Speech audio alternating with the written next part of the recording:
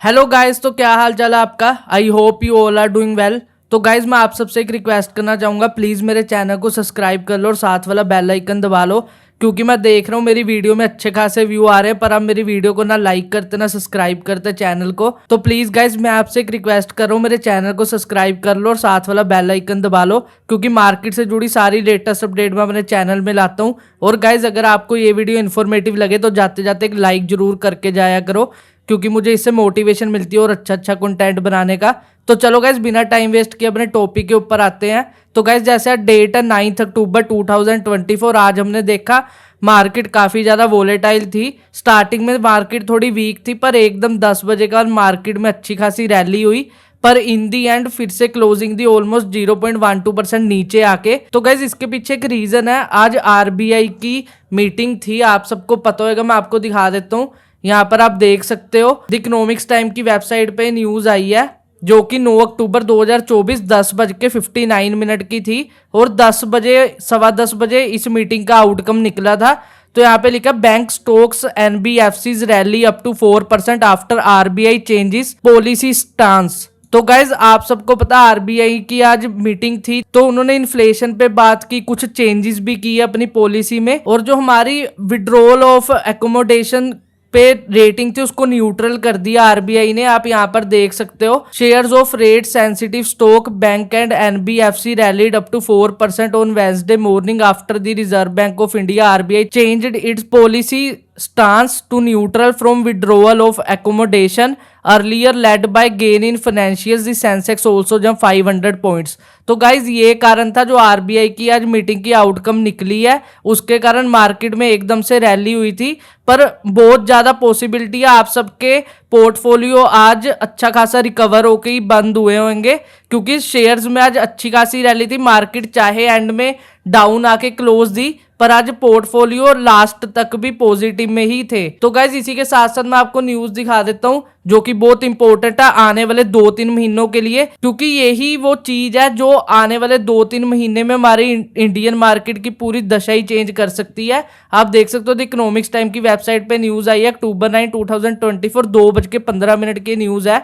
तो इन्होंने यहाँ पे बोला, will RBI start cutting interest rates from December और मार्च, हेयर्स व्हाट एक्सपेक्ट्स प्रेडिक्ट्स। तो गाइज, आप सबको पता आज आरबीआई की मीटिंग हुई है, मैंने आपको बता दिया है। तो उन्होंने बीच में एक हिंट दे दिया, जैसे उन्होंने एक तो हमारे स्टांस को न्यूट्रल रेटिंग दे दी, और ऊपर से उन्होंने ये भी हिंट दिया कि दिसंबर और मार्च में जो मीटिंग दोबारा होएगी उसमें इंटरेस्ट रेट को भी कम करने की सोची जा सकती है। तो यहाँ पे देख लो, while shifting policy stance for the withdrawal of accommodation to neutral, RBI governor Shaktikanta Das kept everyone guessing on the trajectory of interest rates hikes when he remarked that one has to be very careful in opening the gate as inflation horse may bolt again। तो guys, उन्होंने rate cut करने के बारे में कुछ सोचा है, पर उन्होंने इसके साथ साथ ये भी कहा है कि हमें थोड़ा सा कॉशन होके करना पड़ेगा, थोड़ा सावधान होके करना पड़ेगा। ये ना हो कि रेट कट करने के चक्कर में इन्फ्लेशन का जो घोड़ा है वो दोबारा से आ जाए। तो यहाँ पे लिखा है, एज दिसंबर एमपीसी, दिसंबर में आपको पता है एमपीसी मीटिंग होनी है दोबारा, approaches the growth slow down in India will become apparent as inflation aligns itself to the 4% target। we expect repo rate cut of 100 bpm by December 2025 beginning December 2024। if rate cut are delayed or smaller downside risk to growth would rise, said Bank of America economist Rahul Bajoria। तो guys, इन्होंने इस दिसंबर 2024 से शुरू करना और दिसंबर 2025 तक इनका target है कि हम 100 बीपी से रेपो रेट कट कर देंगे। पर उसी के साथ साथ उन्होंने कहा है कि अगर ये डिले होता है तो समझ लो कुछ ना कुछ इन्फ्लेशन वगैरह का रिस्क है, इस कारण से आरबीआई डिले करेगी। तो अगली न्यूज की तरफ लेके चलता हूं। आप यहाँ पर देख सकते हो, मिंट की वेबसाइट पे न्यूज आई है 9 अक्टूबर 2024 3:18 की। तो यहाँ पे लिखा है, FPI pull 55,700 crore from Indian equities in 7 days, DII buying tames serve market crash. तो गाइज, इसका मतलब ये है, जो एफपीआईज है उन्होंने 55,700 करोड़ इंडियन इक्विटी से पिछले 7 दिनों में निकाल दिया, पर जो डीआईआईज है ना, उनकी बदौलत मार्केट क्रैश होने से बच गई मार्केट, नहीं तो बहुत गंदी, इतना पैसा निकल, तो ऊपर से वॉर लगी हुई है, मार्केट 20-30% तक भी क्रैश कर सकती थी। पर जो DIIs ने अपने इंडियन मार्केट को सपोर्ट किया उसके कारण मार्केट क्रैश होने से बच गई। ये एक अच्छी न्यूज़ है। तो इसी के साथ साथ लास्ट न्यूज़ पे चलते हैं जो कि मिंट की वेबसाइट पे आई है, आप देख सकते हो 9 अक्टूबर 2024 12:30 बजे की न्यूज़ है आज की। RBI monetary policy from policy rates to inflation growth forecast 5 की highlight from RBI MPC outcome. तो मैं आप इन्होंने 5 की हाईलाइट बताए हैं जो RBI की MPC के होने के बाद बाहर निकले हैं। तो यहाँ पर इन्होंने 5 जो बताए हैं मैं वो आपको पढ़ के बता देता हूँ। Repo rate remains at 6.5%। Guys यही एक मेन कारण है जिसके कारण आज मार्केट में अच्छा मोमेंटम बना था। अगर रेपो रेट कम हो जाता फिर तो आज मार्केट बहुत ही ज्यादा भागती, मतलब कि फिर तो आज मार्केट रिकॉर्ड तोड़ देती, 1000 पॉइंट भी ऊपर जा सकती थी बैंक निफ्टी अगर रेपो रेट कम हो जाता। पर अगर रेपो रेट यहीं पर बढ़ जाता तो मार्केट आज बहुत गंदी क्रैश होती। पर रेपो रेट इन्होंने सेम ही रखा है, इसलिए मार्केट आज ठीक ठाक मूव की, पर एंड में आते आते गिर गई। वो अब ग्लोबली इशू भी चल रहा है तो ये न्यूज भी इतना सस्टेन नहीं कर पाई मार्केट को। तो सेकंड पॉइंट इन्होंने बताया इन्फ्लेशन रिमेन्स अ की कंसर्न। तो गाइज आप सबको पता है इन्फ्लेशन बढ़ सकती है आने वाले टाइम में, स्पेशली ऑयल प्राइजेस, यहाँ पर लिखा भी हुआ है फ्यूल प्राइजेस और फूड प्राइजेस भी लिखा हुआ है। तो फ्यूल प्राइजेस पे मैं इसलिए कह रहा हूँ क्योंकि आपको पता है ईरान और इजराइल का युद्ध चल रहा है, फ्यूल का सारा बिजनेस वहीं से होता है। तो हो सकता है अगर उनका युद्ध बढ़ता है तो हमारे इंडिया में ऑयल प्राइजेस हाइक हो, और अगर इंपोर्ट एक्सपोर्ट में थोड़ी सी प्रॉब्लम आएगी तो फूड के प्राइजेस भी हाइक हो सकते हैं। वैसे इस बार मॉनसून इतना कुछ ज़्यादा खतरनाक गया नहीं, इसलिए हमारी इस बार इन्फ्लेशन रेट थोड़ा ठीक ठाक होएगा। तो गाइज इन्होंने थर्ड पॉइंट बताया ग्रोथ स्टोरी इंटैक्ट। तो गाइज जो RBI की ये मीटिंग होती है इसमें आगे के प्रोजेक्शंस भी किए जाते हैं, GDP कितनी ग्रो होएगी, इन्फ्लेशन कितनी कम होएगी। तो उसमें भी थोड़ा थोड़ा सा इन्होंने गेन करके बताया कि इतना इतनी GDP गेन हो सकती है। आप यहाँ पर पॉज करके इसको सारा रीड कर सकते हो, क्योंकि मैं एक एक पॉइंट कवर करूंगा तो वीडियो बहुत लंबी हो जाएगी।